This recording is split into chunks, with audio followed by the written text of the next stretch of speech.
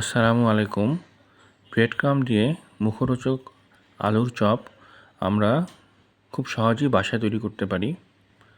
বাচ্চারা এটা খুব পছন্দ করবে। আলু খুবই সস্তা এখন, তাই সহজেই এটা আমরা বাসায় তৈরি করতে পারি। দেখেন, চমৎকার লাগছে আলুর চপগুলা, মনেই হচ্ছে না বাসায় তৈরি। আসুন দেখে নেই কীভাবে এটা তৈরি করব। প্রথমে রসুন কুচি, পেঁয়াজ কুচি, সামান্য মরিচ, লবণ দিয়ে ভেজে নিব।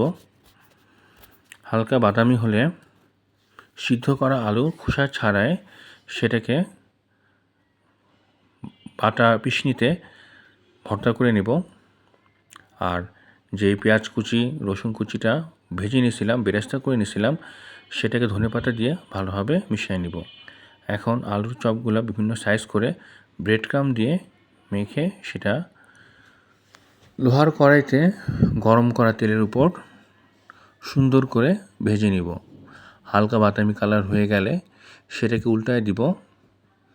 সাধারণত প্রথম সাইডটা হতে একটু সময় লাগে, কিন্তু পরের সাইড খুব দ্রুত হয়ে যায়।